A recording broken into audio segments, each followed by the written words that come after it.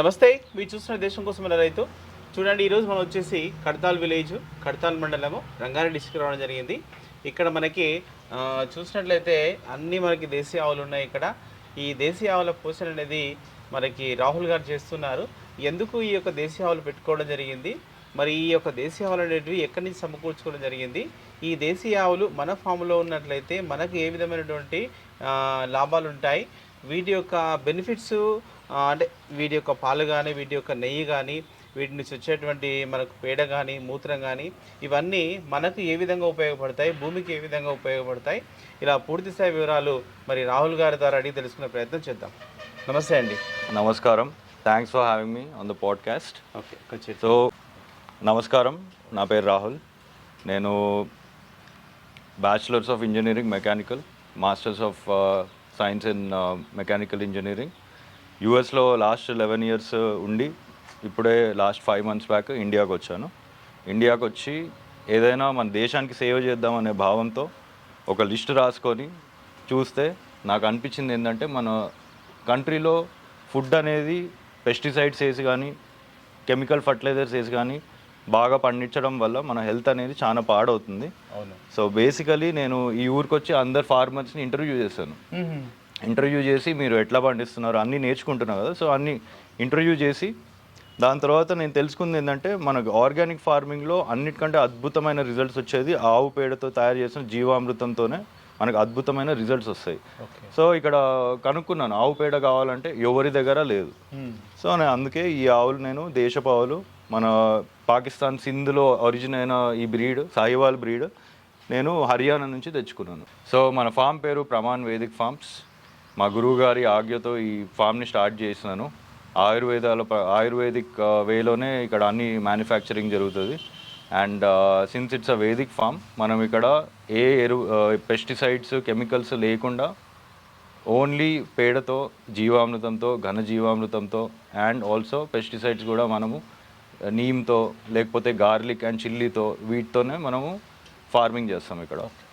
Sir, అంటే brother, మీరు ఈ యొక్క అంటే దేశీయ ఆవుల పోషణ చేయాలన్నప్పుడు అంటే వీటి యొక్క అంటే మనకు ఎక్కడ ఈ యొక్క ఆవులు అందుబాటులో ఉంటాయని తెలుసుకున్నారు, మరి ఎట్లా మీరు ఎక్కడి నుంచి వీటిని సేకరించుకున్నారు, ఇవన్నీ తీసుకొచ్చారు మీరు ఇక్కడ? నేను యాక్చువల్లీ మోడర్న్ పర్సన్, సో అంతా ఆన్లైన్ చూస్తాం కాబట్టి ఆన్లైన్ బాగా వెతికితే కొంతమంది కనిపించినారు నాకు. So be careful, that's my caution and advice. ఎందుకంటే అందరూ వ్యాపారస్తులు మంచి భావంతో, సేవాభావంతోనే వ్యాపారం చేయరు. సో మనము బాగా కేర్ఫుల్గా, బాగా మనం రీసెర్చ్ చేసి మంచి ఒక 10 peopleని మీరు షార్ట్ లిస్ట్ చేసుకొని, అందరి దగ్గర ఒకరి దగ్గరే అన్ని కొనకూడదు, ఒక్కొక్కరి దగ్గర మూడు అట్లా కొనుక్కుంటే మనకి బెనిఫిట్ ఉంటుంది. నేనైతే ఈ ఆవులు నాకు మన ట్రేడ్ ఇండియాలో, హర్యానాలో బాగా వీళ్ళు చేస్తారు. సో అక్కడికి వెళ్ళి నేను ఈ ఆవులను కొనుక్కొని తెచ్చుకున్నాను. అంటే మీరు హర్యానా మీరే వెళ్ళిరా? యా, నేను ఇంకొకరు ఉన్నారు, మేము ఇద్దరం వెళ్ళి 3 days ఉండేసి ఆవులు పాలన్నీ చూసి బాగుందని చెప్పేసి తెచ్చుకున్నాం. ఓకే, అంటే అక్కడ అంటే ఎలాంటి రకాలు ఉన్నాయి, మీరు తీసుకునే ఎలాంటి రకాలు ఇది? సో మనకి అన్ని రకాలు దొరుకుతాయి. హర్యానాలో ఈ బిజినెస్ చేస్తారు కాబట్టి Haryana very famous for Murrah buffaloes, right? కానీ మనకి ముర్రా బఫెలోస్ మీద అంత ఇంట్రెస్ట్ లేదు, దేశపు ఆవుల మీద బాగా ఇంట్రెస్ట్. సో మనకి దేశపు ఆవులు కూడా మనకి ఏ బ్రీడ్ అంటే ఆ బ్రీడ్ దొరికే అవకాశం ఉంటుంది ఇక్కడ. సాహివాల్ ఒక మంచి బ్రీడ్, మన ఎండకు తట్టుకుంటుంది, చలికి తట్టుకుంటుంది. గిర్రు కూడా మంచి బ్రీడే, కానీ దాని టాలరెన్స్ కొంచెం తక్కువ ఉంటుంది.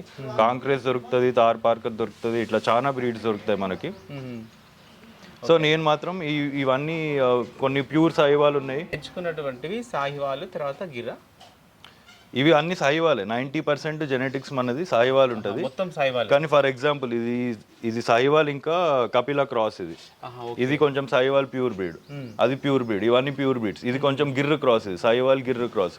కాకపోతే మనం ఫోకస్ చేయాల్సిన విషయం ఏంటంటే, పాల అవుట్పుట్లో ఏమొస్తుంది, పాలు ఎట్లాంటి విధమైన పాలు వస్తాయి, A2 సెజైన్ ప్రోటీన్ వచ్చే పాలు కావాలి. సో మనము ఈ బ్రీడ్ హెచ్ఎఫ్ అయినా, జెర్సీ అయినా, అది క్రాస్ అయిందంటే అది మనం టోటలీ ఇగ్నోర్ చేయాలి. ఎందుకంటే దాంట్లో A1 సెజైన్ ప్రోటీన్ మనకు పాలలోకి వచ్చేస్తుంది, which is not healthy at all. So A2 అనేది మన దేశపావులన్నీ ఊబ్రం ఉండాలి, ముందు ఇది ఉండాలి, గంగడోలు ఉండాలి. సో అవి అట్లాంటి ఆవులది మన క్రాస్ అయినా కానీ అది still it gives A2 casein protein. అది చాలా హెల్దీ మనకి. మీరు అక్కడ అంటే ఇవి మొత్తం మనకు దూడలున్న ఆవులే తీసుకురా అక్కడ?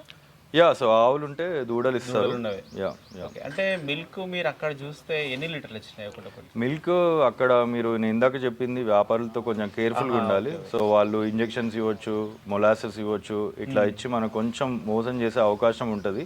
సో మిల్క్ అక్కడ మనకి పూటకి 50 అట్లా వచ్చినాయి. 50 కాదు, సారీ, 100 వచ్చినాయి పూటకు అక్కడ. ఇక్కడికి వచ్చాక ఎన్ని ఆవులకి? 18 కౌస్. 18 అక్కడ 100 వచ్చినాయి. ఇక్కడికి వచ్చినాక 50 అయిపోయినాయి. 60 అట్లా వస్తుంది ఇప్పుడు మనకి. Okay okay. యా యా, అవును. Is my very hard core advice for anybody ఈ ఫీల్డ్లోకి వెళ్ళే వాళ్ళకి. అయితే కాస్ట్ ఎట్లా పడదు మీకు ఒక ఆవు? మన కాస్ట్ కూడా మన రాజస్థాన్ సైడ్లో నుంచి తెస్తే మంచి బ్రీడ్ ఆవులు 60-70,000లో మనకు మంచివి వస్తాయి.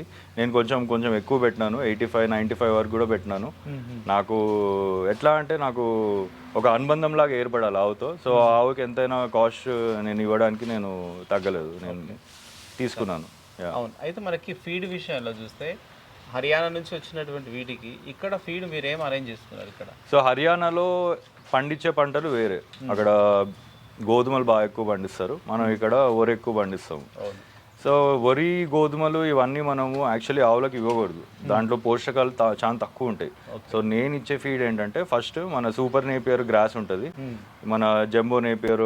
ఇప్పుడు ఒక్కొక్కరి దగ్గర కొనుక్కుంటున్నా గడ్డి, సో వాళ్ళ దగ్గర గ్రీన్ ఫౌడర్ ఉంటుంది. సో అది మెయిన్ గ్రీన్ ఫౌడర్, అది ఇస్తున్నాము.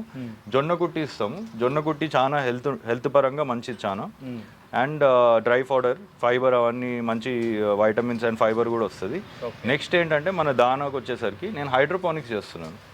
ఓకే, హైడ్రోపోనిక్స్లో మనం ఏం చేస్తామంటే సీడ్స్ తీసుకొని దాన్ని 10 days పెంచి దాన్ని కట్ చేయకుండా మొత్తం రూట్స్, సీడ్, దానా అన్నీ ఉంటాయి కదా, తీసేసి దాన్ని షాఫ్ కట్టర్లో పెట్టి దాని తర్వాత ఆవులకు ఇస్తాం. ఓకే, ఏంటంటే అది ఏం సీడ్స్ ఉంటాయి దాంట్లో? సో మైక్రోగ్రీన్స్లో మనం ఏదైనా చేసుకోవచ్చు. ఇప్పుడు నాకు హైదరాబాద్లో మైక్రోగ్రీన్స్ కంపెనీ ఉంది, దాంట్లో మనము బఠానీలు, ఆవాలు ఏదైనా చేసుకోవచ్చు, అది హ్యూమన్ కన్జంప్షన్కి. ఆవులకు మాత్రం మనకు ఎకనామికల్గా ఉండాలి కాబట్టి మనం మెయిన్లీ కార్న్ వాడతాము. కార్న్ వాడచ్చు, మనకు వీట్ ఉంటే వీట్ కూడా వాడచ్చు. వీట్ కొంచెం ఎక్స్పెన్సివ్ అవుతుంది. సో కార్న్ మనం వాడితే ఒక 25 రూపీస్కి 1 కిలో కార్న్ తెచ్చుకుంటే మన అవుట్పుట్ దాన్ని 6 to 7 kilos ఆఫ్ హైడ్రోపోనిక్లో తయారు చేయొచ్చు. సో 25 రూపీస్ పడుతుంది దాంట్లో, మన ఇష్టం అది. సో మన ఇష్టం, ఇంకా డిపెండ్స్ ఆన్ సీజన్ ఆల్సో. సమ్మర్లో తొందరగా పెరుగుతుంది, వింటర్లో కొంచెం 10 days వరకు ఆగాలి. సమ్మర్లో 7-8 daysలో వచ్చేస్తుంది. దాన్ని మనం తీసేసి షాఫ్ చేసి ఇచ్చేస్తే సైన్స్ ప్రకారం దీంట్లో 10 to 20 to 30 times ఎక్కువ మైక్రో న్యూట్రియంట్స్ ఉంటాయి మన హైడ్రోపోనిక్స్లో, మైక్రోగ్రీన్స్లో, హైడ్రోపోనిక్స్లో. సరే, ఓకే. వేరే ఇక డ్రై పౌడర్ దానాలు అయితే ఏం లేవు? ఇక వేస్తున్నాము, దానా కూడా వేస్తాము. సాదా దానా, క్రూడ్ ప్రోటీన్ 20% అవి వేస్తాము. ఇంకా మన ఇంట్లో వాళ్ళు ఎప్పుడు శనగలు, పెసర్లు ఇవన్నీ మొలకెత్తినాయి ఒక 5 kilos పంపిస్తూ ఉంటారు, రాగుల పిండి పంపిస్తారు. సో అవన్నీ ఎక్కువ ఏమో ముద్దలు పెట్టిస్తాము. బట్ మోస్ట్లీ 99% ఫాడర్ ఈజ్ జొన్న కుట్టి, మన గ్రీన్ గ్రాస్, హైడ్రోపోనిక్స్. అండ్ హైడ్రోపోనిక్స్లో కూడా మనం డిఫరెంట్ వేసుకోవచ్చు. హార్స్ గ్రామ్, అలసందులు అంటారు కదా, హార్స్ గ్రాము, బఠానీలు ఇవన్నీ వేసి దానికి 1 kilo రోజుకి ఫీడ్ చేస్తే చాలా హెల్త్ పరంగా అవి మంచి హెల్తీగా ఉంటాయి. ఇంకా నేను స్టార్ట్ చేయలేదు కానీ ఆయుర్వేదం ప్రకారం ఆవులకి మనము అశ్వగంధ, శతావరి, ట్యూమరిక్, ఆమ్లా ఇవన్నీ కూడా మనం ఫీడ్లో కలుపుకొని వేసుకుంటే డాక్టర్ల ఖర్చు ఆల్మోస్ట్ 0కి వెళ్ళిపోయే అవకాశం మనకు ఉంటుంది. అవును. అయితే డాక్టర్ గురించి చెప్పారు కాబట్టి, అంటే ఇక్కడికి మీరు అక్కడి నుంచి వచ్చిన తర్వాత ఇక్కడ సెట్ అవ్వడానికి ఏమన్నా మళ్ళీ మీకు మెడిసిన్ ఖర్చు అట్లాంటి ఏమైనా అయిందా? Yeah, so basically main problem ఏముంటుందంటే వాళ్ళు దూడలు కొన్ని ఆఫ్ చేసినారు. ఓకే, తీసేసుకున్నారు, ఆడదూడలు ఉన్నాయని చెప్పి తీసేసుకున్నారు. సో ఆవులే మనకి పాలు ఉత్పత్తి తగ్గిపోయినాయి. బట్ ఈ ఆత్పలన్నీ ఇక్కడికి వచ్చినాయి. సో అన్నీ ఒక రీజన్ కోసం వచ్చినాయి. So I'm very happy. కాకపోతే మనము ఎట్లా చేంజెస్ ఏముంటాయి అంటే మెయిన్లీ అక్కడ క్లైమేట్ కొంచెం చల్లగా ఉంటుంది, ఇక్కడ క్లైమేట్ కొంచెం వేడిగా ఉంటుంది. సో అడాప్టేషన్ కోసం కొంచెం టైం పడుతుంది. ఇంకోటి ఏంటంటే 4 days జర్నీ ఉంటుంది. సో ఆ జర్నీలో కూడా బాగా ఎగ్జాస్ట్ అయిపోవడం వల్ల కొంచెం పాల ఉత్పత్తి అనేది తగ్గిపోతుంది. బట్ ఇప్పుడు మంచి సెట్ అయిపోయినాయి ఆవులు, హ్యాపీగా కూడా ఉన్నాయి అన్ని. ఇప్పుడు ప్రజెంట్ ఫర్ టైంకు ఎన్ని మిల్క్ వస్తుంది మీకు? మనకి దూడలకి ఇచ్చింది అంతా కలిపి 55-60 వరకు వస్తుంది పర్ పూట. యా, సరే. ఇప్పుడు వచ్చినటువంటి 50 liters అనుకోండి, మీరు ఏం చేస్తారు ప్రజెంట్ కంటే? ఇవి మనకు చాలా అంటే మీరు ఎట్లా అంటే వీటిని ఎక్కువ ఇంట్రెస్ట్ తోని పోషిస్తున్నారు, యా మంచి ఫుడ్ ఇస్తున్నారు. యా ఇప్పుడు అందరిలాగా మిల్క్ బూత్లో పోయి మనం పాలు పోస్తే ఎట్లా ఉంటుంది, మీరు ఎట్లా చేస్తారు ఈ సేల్ అనేది? సో ఈ పాలు హెల్దీ పాలు మిల్క్ బూత్ వాళ్ళకి అస్సలు సంబంధం లేదు. వాళ్ళ బూత్లో పోస్తే మనం నష్టపోయడం ఖాయం. సో మనం దీనికి మార్కెట్ మనమే సంపాదించుకోవాలి. ఓకే. సో ఇప్పుడు నాకు ప్రజెంట్లీ అయితే ఊర్లో మార్నింగ్ ఒక 6 లీటర్స్ పోస్తాను, ఈవినింగ్ ఒక 4-5 లీటర్స్ పోస్తాము. అండ్ సిటీకి ఏమో ఎవ్రీడే 10 లీటర్స్ వరకు పంపిస్తాం. సో 20 లీటర్స్ వరకు మనకి బయర్స్ ఉన్నారు. యా కొత్త ఫామ్ కాబట్టి మనకి రిమైనింగ్ నేను ఇంకా మన డిపెండింగ్ ఆన్ ద ఆర్డర్స్ అప్పుడప్పుడు మన కస్టమర్స్ పన్నీర్ అడుగుతారు, పన్నీర్ చేస్తాను. Most of the other milk ghee convert చేస్తాం మనం. గీ. Ya okay. అంటే పర్ డే ఎంత ఎంత తీస్తారు మీరు గీ? సో పర్ డే మనకి 30 లీటర్స్ మిగిలిపోయింది అనుకోండి పాలు, దాన్ని మనము కాగబెడతాము, కాగబెట్టి తోడేస్తే అది పెరుగు అవుతుంది. పెరుగు అయినాక దాన్ని మనము ఒక 1 డే ఉంచేస్తాము. నార్మల్గా బటర్ మిల్క్ అమ్ముకోవాలంటే 1 డే ఉంచేసి దాన్ని చిలుకుతాము. చిలికాక దాని నుంచి వచ్చిన వెన్నని కాగబెట్టి ఒక 2 డేస్ ఉంచుతాం వెన్నని. ఎందుకంటే మనకి ఇంట్లో మెయిన్ థింగ్ ఏంటంటే కల్చరింగ్, రైట్? సో మన బ్యాక్టీరియా అనేవి మిల్క్ని కన్జ్యూమ్ చేసి, మిల్క్లో ఎస్ఎన్ఎఫ్ కన్జ్యూమ్ చేసి ఇంకో బై ప్రోడక్ట్స్ ఇస్తాయి. సో ఆ బై ప్రోడక్ట్స్ వల్ల మనకి వైటమిన్స్ అనేవి కానీ మినరల్స్ అనేవి కానీ చాలా పెరుగుతాయి. సో బేసికలీ మనం కల్చర్ చేసి వెన్నని కూడా 2 డేస్ ఎందుకు ఉంచుతామంటే ఆ బ్యాక్టీరియా ఇంకా కల్చర్ చేస్తుంది వెన్నని. ఆ 2 డేస్ ఉంచినాక మనము దాన్ని కాగబెట్టి, నేనైతే మా గురువు నేర్పించిన విధంగా ఆయుర్వేదం ప్రకారంలో నెయ్యి కాస్తాము. ఆయుర్వేదం ప్రకారం క్రీమ్ సపరేషన్ ఇవన్నీ చేస్తే అది నెయ్యే కాదు. ఫస్ట్ ఆఫ్ ఆల్ పెరుగు చేసి చిలుకుతేనే అది నెయ్యి కిందకి కన్సిడర్ అవుతుంది. ఈ పెరుగును చిలకడం అనేది మళ్ళీ మీరు ఎట్లా అంటే పూర్వకాలంలో ఫాలో అయిన సిస్టంలోనే చేస్తారా, మిషన్స్ వాడతారా ఏమన్నా? సో మనం పూర్వకాలంలో చేస్తే అది ఇంకా మంచిది, కానీ మనకి చాలా టైం అనేది చాలా కష్టం అవుతుంది. లేబర్ ఛార్జెస్ అని కానీ మన లాజిస్టిక్స్ అంటున్నాం, మన ఆపరేషనల్ కాస్ట్ కానీ పెరిగిపోతుంది. సో మనం మెషిన్సే వాడాలి. Recommended to use machines. High RPM మెషిన్స్లో కొంచెం తగ్గుతుంది. బేసికల్లీ దీంట్లో టూ సైడ్స్ తిరగాలి, clockwise anti clockwise 2 sides తిరిగితే మనకి వెన్న అనే ఉత్పత్తి పెరుగుతుంది. అండ్ మెషిన్స్ వాడితేనే మనకు బెనిఫిట్ వస్తుంది, రైట్? మనకి మెషిన్ పెట్టేస్తే పని అయిపోయింది, 20-15 మినిట్స్లో వెన్న వచ్చేస్తుంది. అదే మనిషి కూర్చుంటే 15 మినిట్స్ పోయిద్ది, అండ్ వాళ్ళకి పే కూడా చేయాలి మనీ. అవును. రీసెంట్గా అంటే మీరు అంటే ఎవరైనా అవసరం ఉన్న వాళ్ళకి మిల్క్ ఎట్లా ఇస్తారు, నెయ్యి అయితే ఎట్లా ఇస్తారు మీరు? నేను మిల్క్ అయితే డెలివరీ లిమిటెడ్ ఉంటుంది. నేను ఈ కర్తాల్ ఏరియాకే ప్రొవైడ్ చేస్తున్నాను.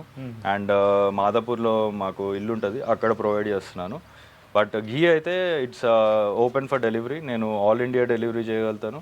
Also I can give free delivery anywhere in Hyderabad area, surrounding area 100 kilometers. Right. నమస్కారం.